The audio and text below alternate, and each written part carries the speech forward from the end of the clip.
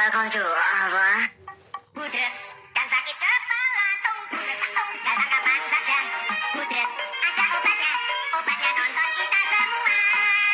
Nonton kita semua dijamin budret. Nah, gede nih nih. Tuh. Bu. Pelan-pelan, tarik pelan. Capek ah.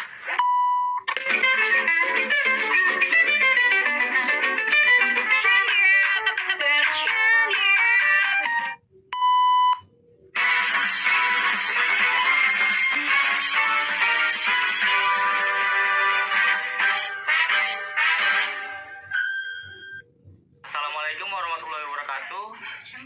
Perkenalkan, nama saya Muhammad Tegar. Saya dari Administrasi Pendidikan. Di sini saya akan menjelaskan Pancasila sebagai dasar negara dan Pancasila sebagai ideologi negara.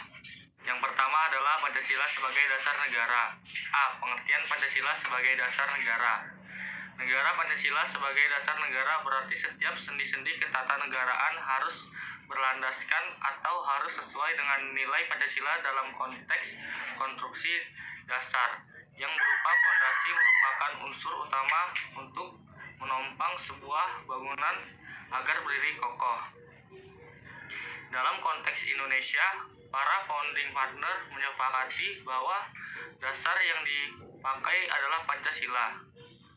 Pancasila yang bersifat yuridis ketatanegaraan itu ada Pancasila yang berkedudukan dan fungsi pokoknya sebagai dasar negara. 1. Konsep negara tujuan. Negara, konsep dasar negara dan urgensi Pancasila sebagai dasar negara. Yang pertama adalah konsep negara. Negara adalah suatu organisasi kekuasaan yang berdaulat dengan tata pemerintahan melaksanakan tata tertib atas suatu rakyat atau umat di suatu daerah. 3 unsur yang menjadi syarat bagi adanya negara, yaitu unsur tempat, daerah, dan wilayah. Yang kedua, unsur manusia, umat, rakyat, dan bangsa. Yang ketiga, unsur organisasi, tata kerjasama, dan tata pemerintahan. Dapat disimpulkan bahwa negara adalah organisasi dalam suatu wilayah yang mempunyai kekuasaan yang sah yang harus ditaati oleh rakyatnya. 2. Tujuan negara. 5 inti dari teori tujuan negara yaitu: yang pertama, kesejahteraan. Yang kedua, kebahagiaan hidup, kemerdekaan. Yang ketiga, kekuatan. Yang keempat, kepastian hidup. Yang kelima, keadilan. 2. Aliran jalan yang ditempuh untuk mewujudkan tujuan tersebut, yaitu yang pertama, aliran liberal individualis. Yang kedua, aliran kolektivis atau sosialis. Tujuan negara Republik Indonesia dibagi dua, yaitu yang pertama, mewujudkan kesejahteraan umum dan menjamin keamanan seluruh bangsa dan seluruh wilayah. 3. Konsep dasar negara.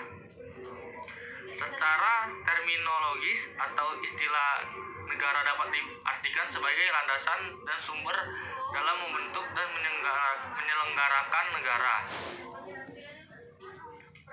4. Organisasi Pancasila.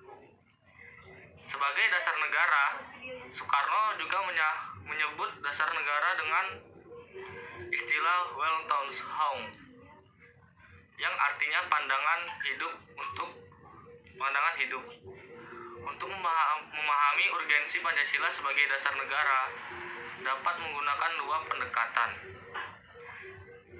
yaitu institusional atau kelembagaan atau human resource.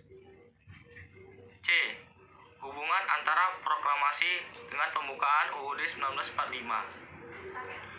Sifat hubungan antara pembukaan dengan proklamasi adalah memberikan penjelasan terhadap proklamasi dan memberikan pertanggungjawaban. D. Hubungan antara Pancasila dengan pembukaan UUD Negara Republik Indonesia 1945. Hubungan Pancasila dengan pembukaan UUD 1945 dapat dipahami sebagai hubungan yang bersifat formal dan material. 5E. Penjabaran Pancasila. Dalam pasal UUD 1945, pola pemikiran penjelasan UUD 1945 dapat diuraikan berikut. Yang pertama, Pancasila sebagai akses keharmonian dan pembukaan. Yang kedua, pembukaan diskriminasikan dalam wujud pokok-pokok pikiran. Yang ketiga, pokok-pokok pikiran terkandung dalam UUD 1945 dan terjemah dalam pasal UUD 1945. G.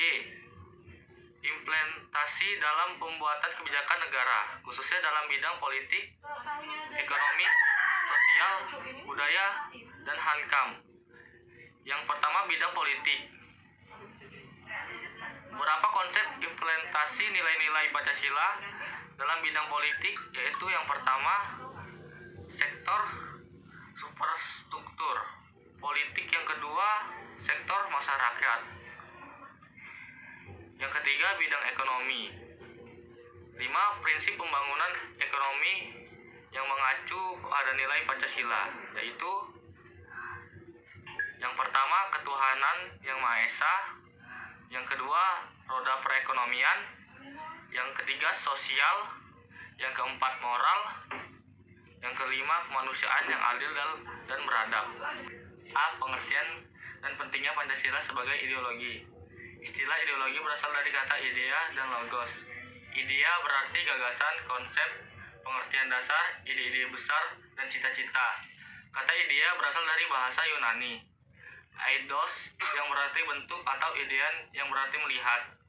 Pokok-pokok pikiran yang perlu dikemukakan mengenai ideologi adalah sebagai berikut, yaitu yang pertama, bahwa ideologi merupakan sistem pemikiran yang erat kaitannya dengan perilaku manusia.